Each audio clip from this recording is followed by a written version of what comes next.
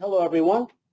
Thanks for joining us today for this special call with Tony Khan to discuss the upcoming AEW Fyter Fest shows and, of course, the historic All in London this Sunday at Wembley Stadium.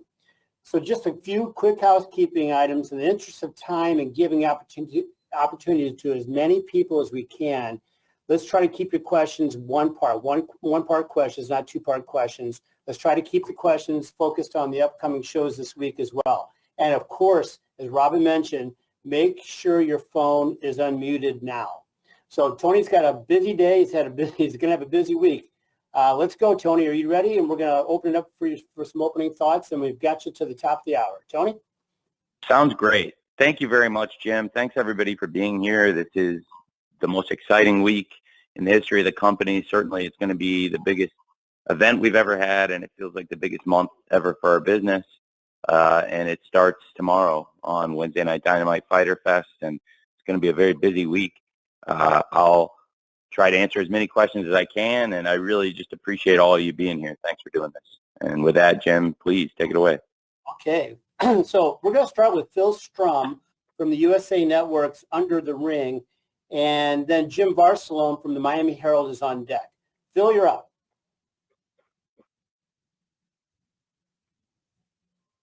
Hey, Phil.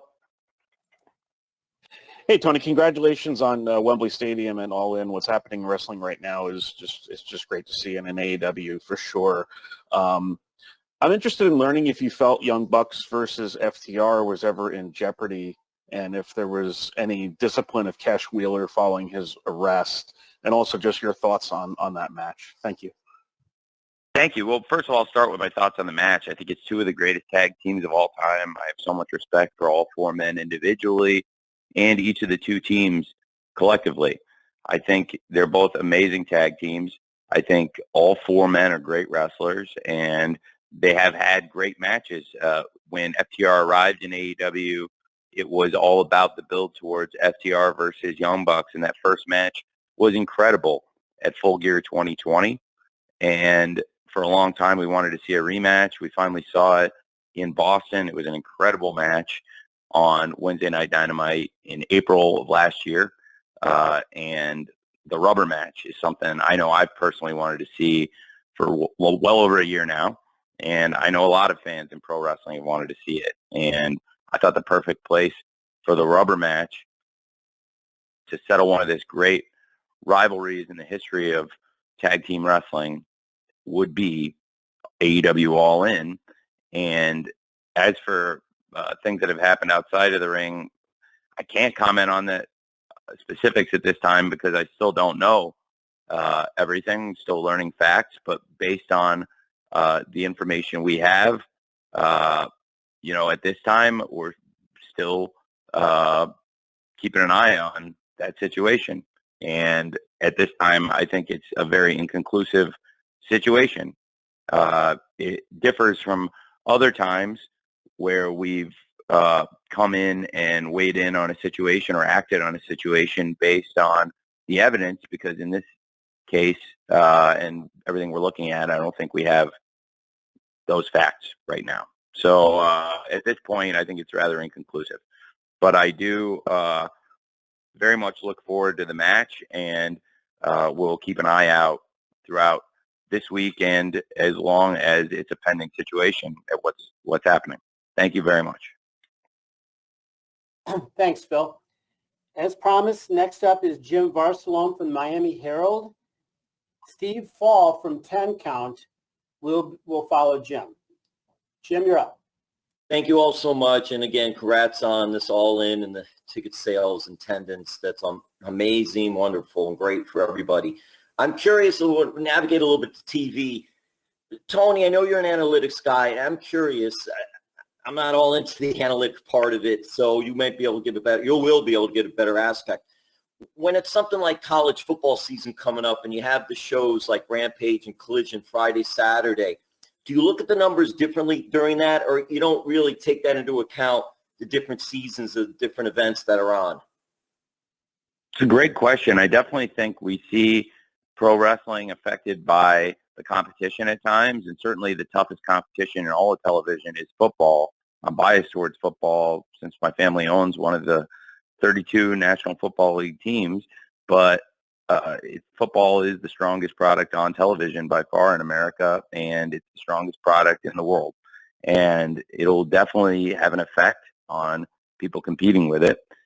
In our case, I believe we can do very well and hold in very strong against that competition. I also believe it'll bring more eyeballs to television on Saturdays, and there's going to be more people watching TV on Saturdays, and we can take advantage of that. But it certainly does create a more competitive landscape whenever there's football on, whether it's pro football in particular or college football. Thank you. Thanks, Jim. Yeah, thanks, Jim. Appreciate that. Steve Fall from 10 Count is next. And then we're going to follow Steve with a write-in question from Alistair McGeorge from metro.co.uk. Steve? Hey, thanks. Tony, very pumped for the show this weekend, but how difficult is it for you to put together an all-in card versus an all-out card? Like, who decides on who's going to end up on what card? Because obviously everybody wants to be at Wembley. So is it a difficult decision on where these matches land? Yeah, it's a very difficult decision. I have to make that decision. Very unpleasant, and people absolutely do. You're completely right. Want to do whatever they can do to be on Wembley, but also there's a great show coming up the following week in another market that's hugely important to AEW, and that's Chicago, the United Center. And there'll be a lot of focus on that show. Certainly, as we come out of All In, there'll be a lot of focus on All Out, and certainly with a big spotlight on All In, it'll provide a great opportunity to promote All Out. Also, the live event weekend is really important. We've got a massive ticket gross right now, obviously a massive ticket gross at Wembley Stadium, which is historic, but also one of our best gates at the United Center. We've got a great crowd coming in for All Out on pay-per-view, and that is a great weekend for us to run the event in Chicago. And on the live gate alone, that's going to be a massively profitable event. So a lot of it is about the real estate that we've carved out for ourselves. And now we found something really special to do All In during the bank holiday weekend on August 27th, this Sunday in London, and then come back for Labor Day weekend in Chicago and have another very profitable live event. So I think there'll be people clamoring to be on All Out as well, but certainly the big priority right now and everybody's focus is All In, and it's with good reason because it's going to be a massive event, absolutely, this Sunday. Thanks, Steve. Thanks, Steve. I've got a write-in question here from Alistair McGeorge, which I'll give you in a minute, Tony, and then John Pollock from Post Wrestling will follow. Alistair McGeorge has a pretty simple question, Tony. What kind of a ticket update can you give us for the Wembley show this Sunday? Well, as of now, we have approximately 80,000 tickets distributed and a gate of close to $10 million. And it is historic. It is by far the biggest gate in AEW's history, and this will be the biggest crowd and the biggest gate in the history of pro wrestling in Europe. And that covers a lot of ground. It's going to be one of the biggest shows in the history of the world, and we'll see how the final run-up, what we generate. But I think it's safe to say that there's going to be 80,000 people there this weekend, and there's going to be a historic revenues for AEW, but also should be a historic night for pro wrestling in England and a historic day for all of you back in America. I can't stress enough, it's going to be different than anything we've done for the viewing habits of our pay-per-view audience to have AEW on in this particular window when, normally this would be when NFL is going to be starting on a Sunday, 1 p.m. Eastern, noon Central, and of course 10 a.m. Pacific. Very familiar NFL kickoff time to a lot of people. So very much looking forward to that. Thank you. Thanks, Alistair. Okay, we're going to move along. Again, just a reminder, one question per person. We're doing well here. John Pollock from Post Wrestling is next, followed by Amy Nemedy from WrestleJoy. John. Hi, Tony. I just wanted to go back and ask you, when you learned of the situation with Cash Wheeler, was it last week as everyone else did, or were you aware of this back at the end of July when the incident allegedly occurred? Because of the nature of it, I'll be honest. It's not like I've known for a long time what was going on here, but on the other hand, I have tried to gather all the facts and information, and I still think, we don't have all the facts here. And, I don't want to comment too much on the situation, but we're still gathering information, and that's what I've been trying to do for the several days. Thanks, John. All right. Thanks, John. Amy Nemedy from WrestleJoy, you are next, followed by Brandon Thurston from WrestleNomics. Amy. Hi, Tony. Congratulations on this historic event with All In. I want to sort of circle back to the first All In. I've noticed that MJF was in the very first match of the first All In against Matt Cross, and now he will be kicking off the show again with Adam Cole fighting Aussie Open for the ROH tag titles. Then he will be main eventing this show as the world champion against Adam Cole, fighting for, of course, the AEW World Championship.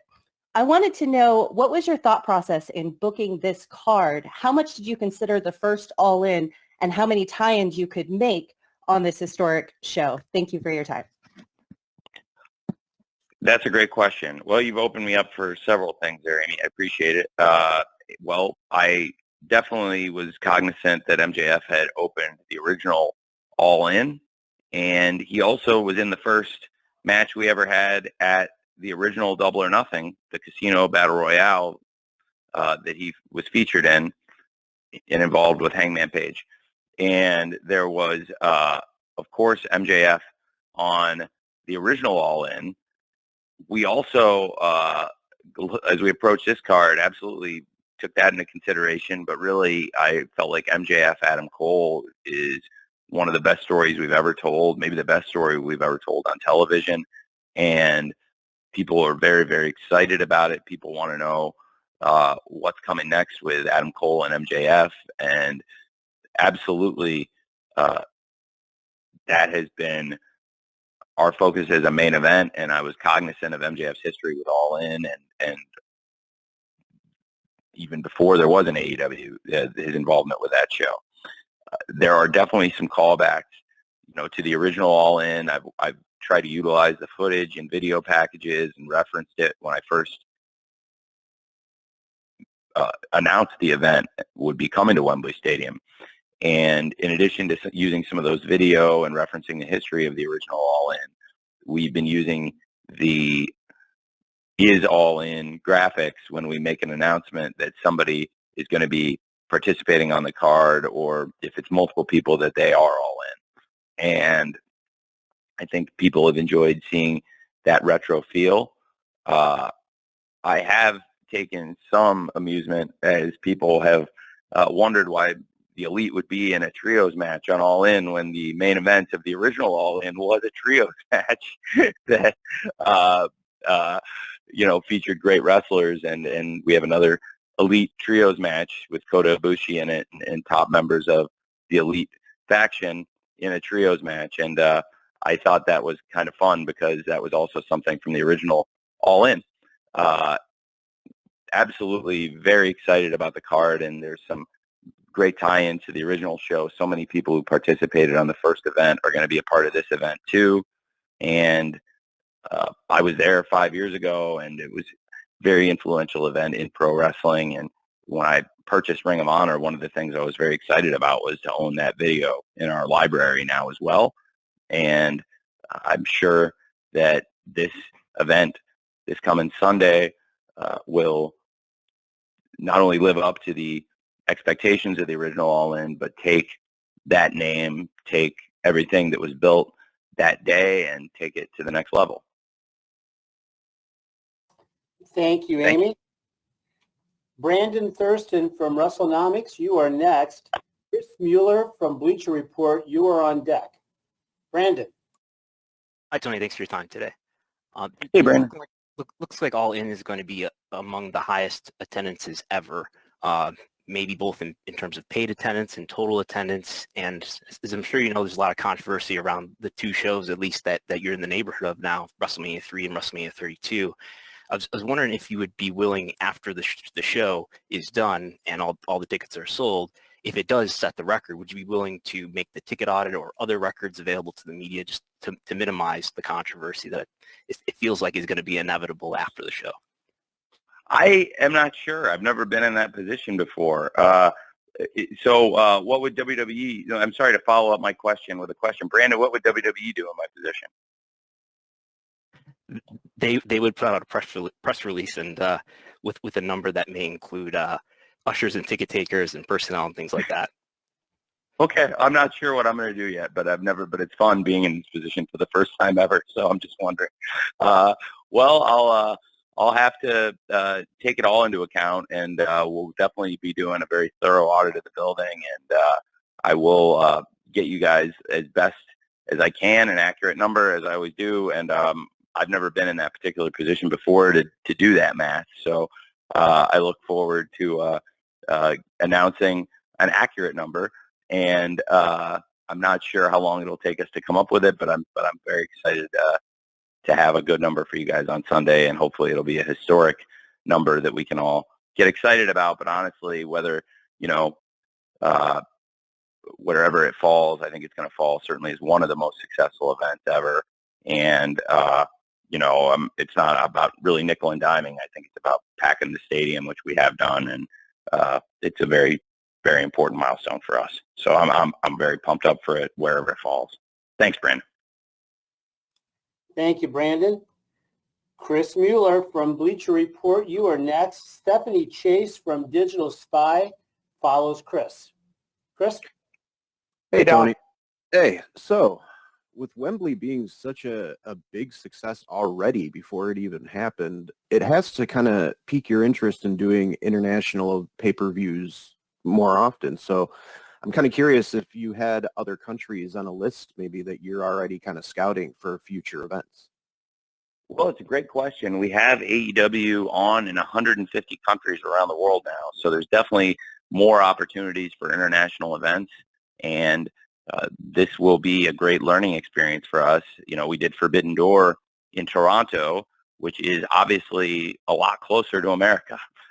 So the logistics were complicated, but they weren't nearly as complicated as what's happening right now, where you've got a good percentage of the AEW production team is not going to be at TV this week. They're going to be in Georgia making it happen. And I'm sorry, excuse me, they're not going to be in Georgia this week. They're going to be in London making it happen.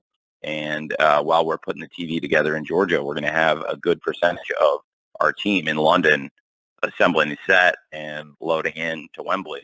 We'll learn a lot from this, and I expect more international events in the future. As far as where we would go, it's a great question. I'm not sure yet, but certainly it's been a very good year for us with international touring, as our biggest events have actually been these international events with All In and now Forbidden Door, which is going to be another one of our top gates we've ever had.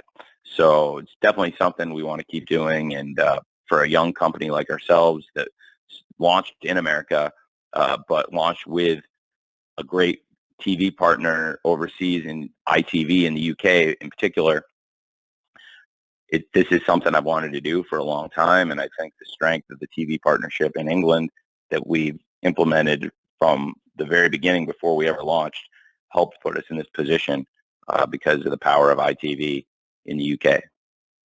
Thanks, man. Thanks, Chris. Stephanie Chase from Digital Spy is next. Bill Pritchard from WrestleZone will follow Stephanie. Hey, Tony, how are you? I'm well, Stephanie. How are you? I'm great, thank you. I wanted to ask, because the Elite recently re-signed with Omega and the Young Bucks staying on as EVPs as well. How would you define their roles as EVPs now, especially if you compare it to wrestlers such as Chris Jericho and CM Punk, who also appear to do a lot backstage but don't hold any title? Well, that's a great question. I think it is a variety of responsibilities that different people backstage carry. Certainly, from the very beginning of AEW, Kenny Omega, Matt Jackson, and Nick Jackson have been very involved in coming up with ideas and helping build some of the major events, including the original All In, which was actually before AEW even launched, and is brilliant creation from the Young Bucks. And I think that with, in particular, Kenny Omega and the Young Bucks, they have a great connection to the fabric of the company and the history of the company. And as we've gone on, I've added people to the team, people that work backstage, people that are also executives. Some of them are wrestlers, but for the most part, there's not a lot of people that carry the executive title and are featured on the wrestling show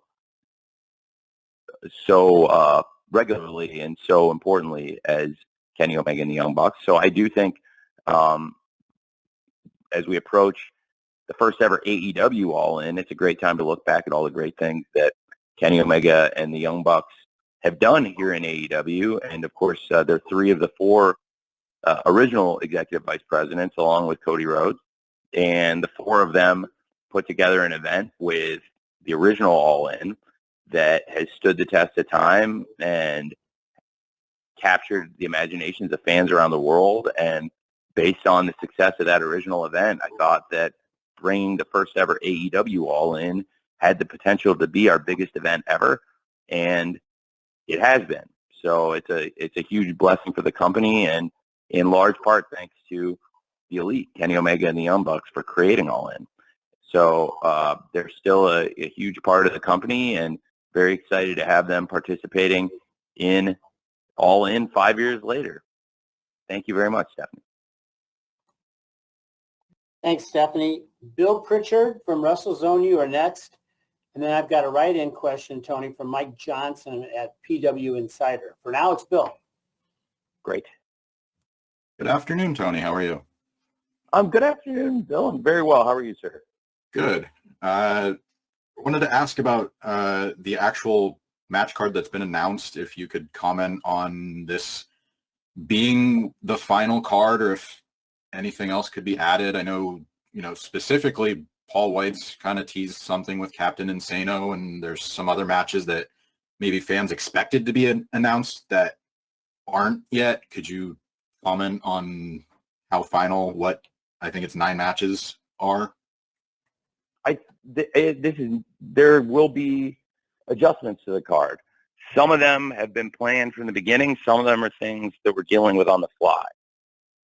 I would love it if the first thing I wrote down months ago for every pay-per-view card was what actually came to life. It is rarely the case that you put ideas down on paper and then months and months go by and there's no major changes to that set of ideas. I wish that everything in pro wrestling happened in a vacuum and that all of our best ideas, as they played out on paper, didn't get changed up.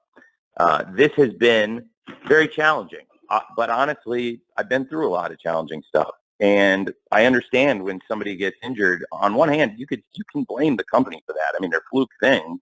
So if two wrestlers go out and have a match and somebody gets injured in the match doing a wrestling move, look, the company, sure, we put them in the wrestling match. If there's an injury, it is our fault. But on the other hand, anytime we do a show, there's going to be a bunch of wrestling matches, and you have to accept the possibility there may be injuries and things that are going to change the card. There's been a lot of that with this show.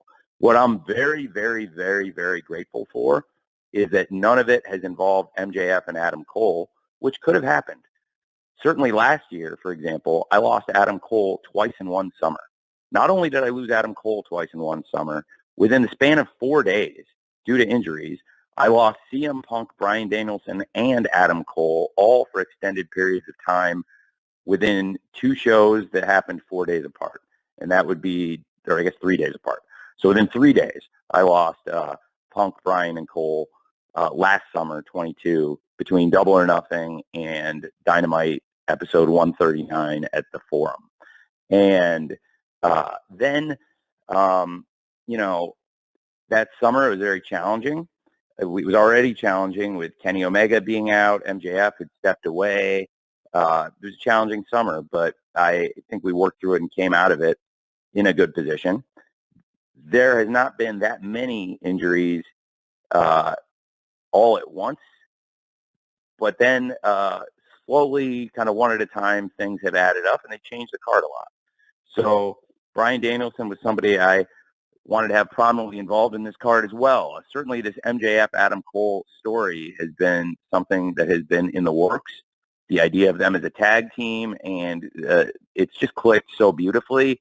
And there are ideas you have on paper that click. And, you know, I love working with MJF and Adam Cole, and their stuff is going so well. I'm so happy. And that has been a real blessing for the company, and I think a real blessing for this pay-per-view. And I will, as I say this, I am now going to knock on wood 10 times that it stays this way. Now, as of right now, I have no reason to believe, as of now, that there will be a status change to the tag team title match. Obviously, we'll keep an eye on that situation. I'm not saying I'm taking it lightly, but as of what I've seen right now, I haven't seen enough to make the change there, and I'm not expecting to, but I will keep an eye on it, and I'm taking that seriously. But it is also one of the most important matches in the history of the company, and I'm very excited about it. And as it stands right now, I think it's going to be one of the greatest tag team matches we've had, and it's certainly one of the greatest nights we've had. So I believe it's very fitting that we have this huge world championship match, MJF versus Adam Cole, that's been building here in AEW literally for months. And this huge World Tag Team Championship that we've been wanting to see for years with Young Bucks versus FTR, and very excited about both those world title matches. Then there's been a lot of other changes throughout the card. Bryan Danielson, who is such an important part of AEW, I had figured in to be in one of the main matches on this show. And losing Bryan Danielson to any wrestling company at any point in history is going to be just very challenging, as it was when we lost him in the past. It's to a completely different injury and really a fluke thing that happened in Forbidden Door that nobody could have predicted. And it's nobody's fault. And then we lost two of our top British stars, Jamie Hayter and Pac, who I wanted to both be very prominently involved in this show. I think it's fair to say that they are the top homegrown, in Jamie Hayter's case, female British star, and probably the top signature male British star of the company in Pac, although I wouldn't say it's completely fair to call Pac homegrown, since he had a lot of experience wrestling on television worldwide before he arrived here. But to lose Bryan Danielson, Pac, and Jamie Hayter, that changed a lot of plans. But we knew that they were all probably going to be out in recent weeks and had time to plan for that. Now I'm going to be honest with you about more stuff. I expect more changes. They were not changes I wanted to make or planned to make. I'm not talking about the aforementioned matches, not the World Championship match or even the World Tag Team title match or any of these other matches that I just brought up. There will probably be some other changes to the card necessitated by things happening in the real world. Stuff, in some cases, stuff that's nobody's fault. But stuff that is not related to the world of professional wrestling. And I am going to try to work through this week to make it as strong as possible with actually making the card hopefully better than it has been. But yeah, there will be changes to the card. I'm planning to add something, and I might have to make some changes within the body of the card as it stands right now. But they're not substantive changes that will change the quality of the show, and I'm very glad that the big matches are in such a good position right now. And also, to be honest, I think you're going to have to stay tuned. And then after you see some changes, whether it's in the scrum after the pay-per-view or whenever, I can talk to you more about when and why I decided to do those. But it's not like they were things that even a week or two I knew about or was expecting to have to change. And that's part of pro wrestling. I've seen some people talking about the way they've the way the show's been built, and I think a lot of people would agree that MJF and Adam Cole, the main event from the very beginning, has had a lot of attention by design.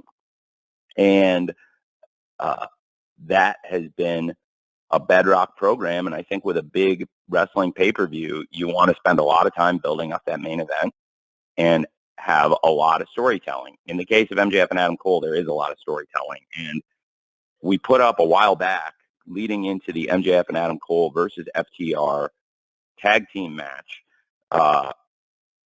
We had a video we put together that was a kind of a best of or a supercut of all the moments since MJF and Adam Cole first started interacting ahead of their first match, which was a 30-minute draw. And then the things that have happened in the weeks since as they became an unlikely tag team and very successful and became friends. And as that friendship grew, we followed it closely. It's been really interesting stuff. And we made a supercut of that we posted before their tag team title shot against FTR. And then we recently updated it with everything that's happened, including that match against FTR for the tag team championships, which is a great match on July 29th in Hartford on Collision. And then everything that's happened since then, since July 29th with Adam Cole and MJF leading into this match. It's a fascinating story. And actually the video we posted, I believe, is almost 2 hours long. And so we've got nearly 2 hours of story, just really featuring the best of clips. And there's a lot of information in there. So for anybody who wants to go back and see the story, there's a lot of storytelling, and there really is a lot there. I also put up a video looking back at the history of FTR and Young Bucks because I'm so excited about the match. I'm so excited about the tag team championship being at stake, and these two teams and these four men in this position, Matt, Nick, Dax, and Cash, they've come so far in their careers, and I've followed both teams for a long time before there was an AEW. I'm a huge fan of both teams. It was a dream come true to have that match in Daly's place for the first time ever. I actually sat in Gorilla producing that match, and I had Shaq sitting next to me. I watched it with one of my heroes, and he was blown away by the quality of the match and the quality of that show. And that was one of my greatest nights as a wrestling producer, Full Gear 2020 in Jacksonville. And the energy of the crowd, even though it was a physically distanced crowd and we were only putting 25% capacity in because of COVID restrictions, the people that showed up that night made that a great show, including the fans who came and, of course, the wrestlers who made it a great night of wrestling. And to have FTR versus Young Bucks here, it's a really big deal. And if you look back at some of their history over the years and how far this goes back, it really is a throwback to the old days of Daly's Place. And I think it's going to be a great match. Then, in addition to those history videos we posted with FTR and the Young Bucks and with Adam Cole and MJF, we posted a look at the history with Swerve and Darby Allin. I don't know if they posted it yet. I'm not sure if they have. I actually asked them because I asked for these videos myself, and I had them made to show people some of the storytelling we've been doing. And, so people, in case they missed a week here or there or missed a step in the story, they can catch it. I actually asked them to go back a little further and do an extended cut of the Darby and Swerve, because their story really even goes back to last year when Swerve first came into AEW. He wrestled Darby in an Owen Hart qualifier. We established their friendship with each other. They were involved in the Casino Battle Royale, and it was the first time we saw Swerve with a little bit of questionable character, as albeit it's every man for himself, but he threw out his good friend Darby Allin from behind. Then in the first ever Royal Rampage, he tried to do it again, and Darby caught on, and Darby swerved the swerver this time. And so it showed, I think, they have an interesting friendship and a dynamic that goes pretty far back here in AEW. And it picked back up recently this year in the Blind Eliminator Tag Team Tournament when Orange Cassidy and Darby Allin advanced over Swerve and his former partner Keith. And it was a great match, and it reignited things between Darby and Swerve in a major way. And then Swerve ended up costing Darby and Orange their match in that tournament, and it's led to a lot of interesting stuff in recent weeks between Darby and Swerve. And I really feel like those two are the focus, Darby and Swerve. But we've added a lot of interesting characters and built an interesting story along the way involving the Mogul Embassy, Nick Wayne, and Sting. And but Darby and Swerve have a lot of history, and I want people to see that. That it's really largely about those two. And there's going to be a lot of great stuff on this card. I will be adding stuff, as I said, but I will also be changing things. They were not things I was expecting to change, but that is the nature of wrestling. But I am really excited about what we built here, and I think the stories we've been telling, we will still be able to tell. I'm very optimistic. Thank you. Thank you, Tony. Got this write-in question here from Mike Johnson from PW Insider. And after that, we're going to go to Dominic D'Angelo from Inside the Ropes. Tony, Mike asks, what has your father's reaction been to All in London ticket sales and all this success thus far? It's been a long way, or it is a long way, from him taking you to the ECW arena in Philly. Yeah, it is. It is a long way. I know my dad's very proud of the success of AEW, and in particular, All In. This is all happening because of him. He is the reason that I've been in a position to launch AEW in the first place, and he's the reason I started going to Wembley Stadium and built these relationships, and he's the reason I built the relationships in sports that allowed me to get my foot in the door to make AEW a reality 5 years ago. And he is the most savvy businessman I know, and he is very aware of the huge success that is AEW All In at Wembley Stadium. So I was actually with him last night talking about it, and he's very, very excited about the event and everything it represents. It's definitely a long way from him taking me to see wrestling events as a young kid, and he was never a wrestling fan. It wasn't like he wanted to be there, but I think that speaks to what a good dad he was, because he supported me being a wrestling fan, even though he didn't really like wrestling or didn't care particularly about it. It wasn't for him. He was doing it. He was doing it for me, which I've always really appreciated. Thanks. Thank you, Tony. Dominic D'Angelo from Inside the Ropes, you are next, and we're going to follow Dominic with Robert Butler from the BBC. Dominic. Hey, Tony, how are you doing today? Doing good, Tom. How are you, man? I'm doing great. Yeah, congratulations on All In coming up here, and I wanted to commend you, too, for the Maui Food Bank, doing that all last week for Dynamite, Rampage, and Collision. Question I had was regarding Sting. Obviously, he had a little bit of a persona change just to tweak this past Dynamite, but a lot of speculation early on was that he was going to be, this might have been his final match coming up here, but it looks like he'll be around for maybe a little bit longer. I was curious if you had any further conversation with Sting about a contract situation, maybe extending him or him lingering around a little bit longer for you. I have.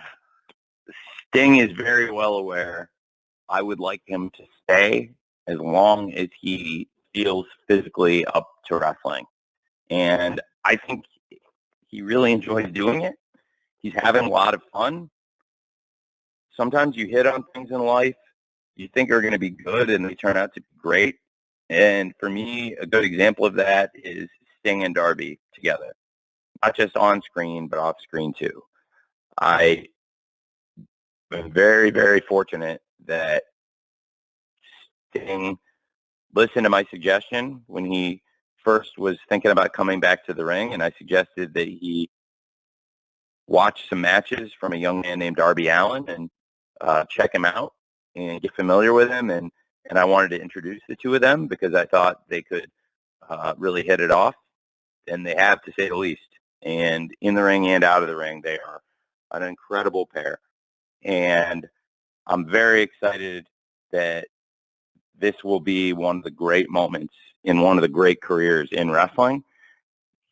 And we've really had some very special moments for Sting in AEW, where I think he'll be able to hold his AEW run up, as these were many of the really special, great moments in my great career.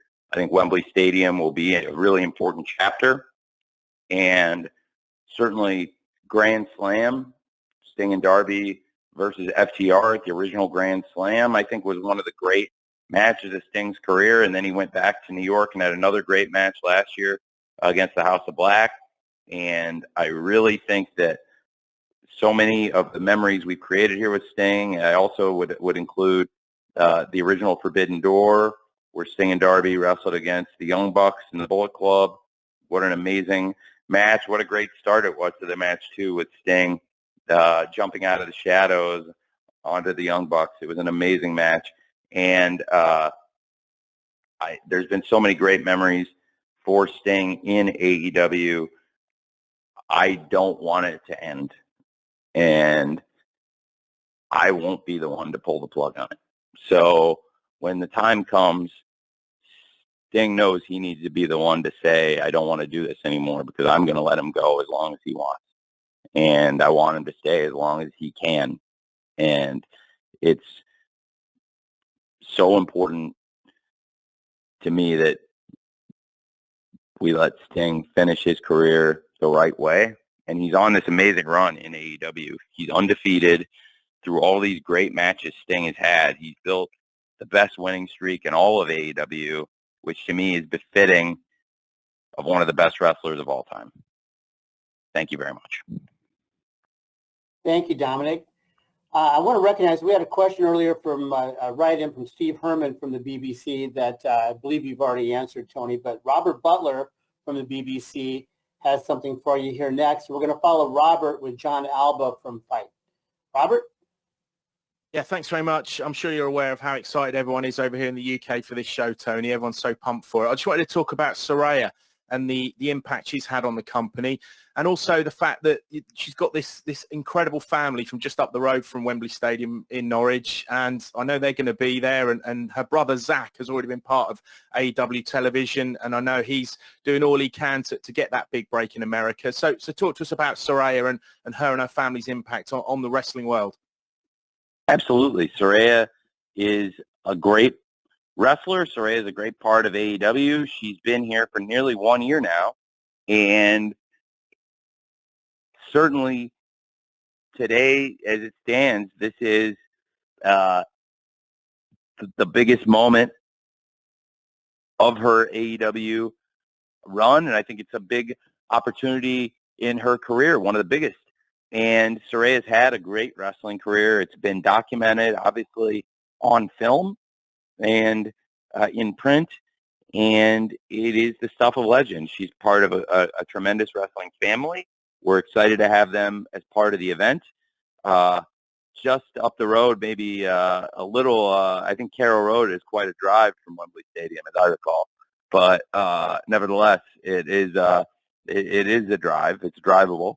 And I love Wembley Stadium very much, but the place Saraya's from is lovely as well. I think Norwich is great. I've visited Carroll Road. I've gone with Fulham there, and really enjoyed it, and enjoyed meeting Delia Smith and Stephen Fry and all the people there. And they have a very nice group of people at the football club as well. It's a great town. So Saraya is an amazing story. She's an amazing person, and she's got a great group around her. I think very highly of Saraya and Ruby Soho and Toni Storm, who's also part of this big four-way match for the Women's World Championship that Toni Storm has held twice. And it's a very interesting dynamic what's happening with Saraya and Toni now. And to have the two of them in there, along with two former world champions in Dr. Britt Baker, DMD, and Hikaru Shida, who are arguably the two most successful women's wrestlers ever in AEW. It's a great group. It should be a great match, and certainly there'll be a lot of Saraya's friends and family and fans in the stands on Sunday at Wembley Stadium. Thanks, man. Thank you, Robert. John Alba from Fight, you are next. John will be followed by Michael Shalik from SE Scoops. Hey, Tony. Thanks, Jim, for the time. Thank you, Tony, for the time as well. Congratulations on the big events coming up these next couple of weeks. You have been really vocal, Tony, the past month or so about the streaming potential for AEW in the future, specifically as far as Max is concerned. And I'm sure that leveraging a show like All In into further distribution would be something you guys would have interest in. I'm curious, from your discussions with Warner Brothers Discovery, what lens do they view AEW through as a property? We've heard reports that they're going to repurpose Bleacher Report for the Max platform as a tier. Do they view AEW as a sports-centric program, or does it fall in a different category?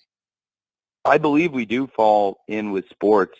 We're a very, very prominent live sporting event. We do tremendous ratings.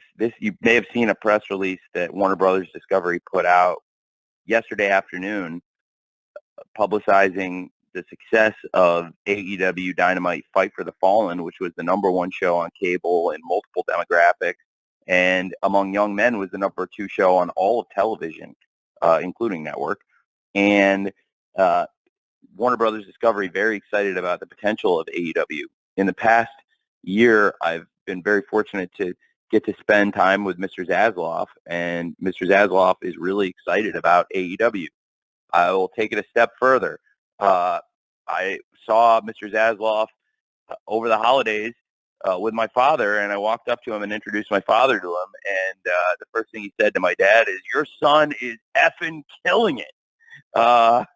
So I was very pleased with that and proud of that, and always nice when your boss tells your dad that you're doing a good job. And I believe it's true. I think we're doing a great job, and Warner Brothers Discovery is very pleased with the work we're doing, and I'm just glad that Mr. Zasloff likes what we're doing. I think that bodes really well for everybody at AEW and the future of the company, and hopefully good for the wrestling business to have one of the most powerful people in entertainment taking notice of what we're doing, paying attention, doing it, and trying to create opportunities for us. Thank you. Thank you, John. Okay, we've got time for two more, and we're going to go with Michael Shalik from SE Scoops, and we're going to close with Lee Stewart from Liverpool Live Radio. Michael.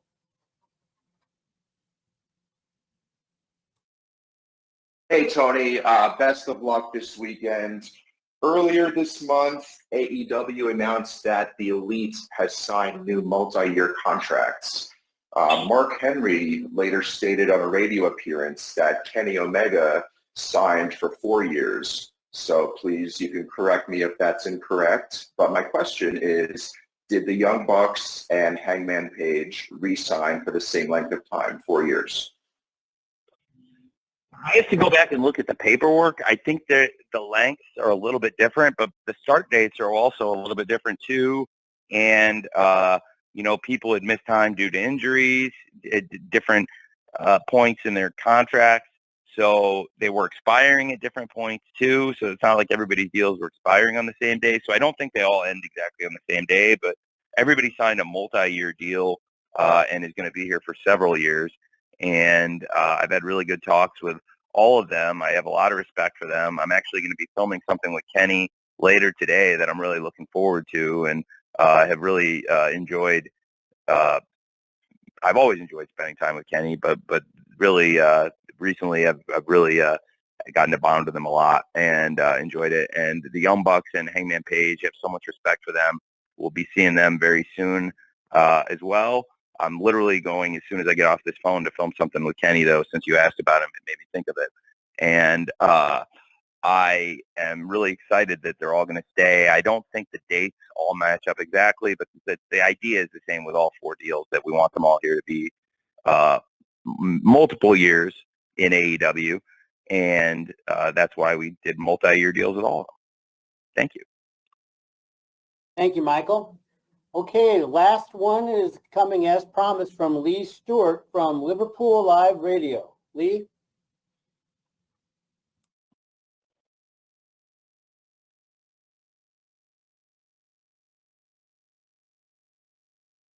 Lee, you need to unmute your line.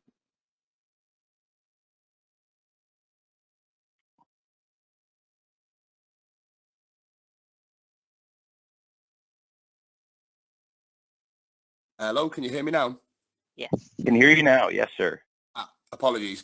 It was touched upon earlier that obviously All In being not only the largest selling wrestling event in the UK, but the largest in AEW history.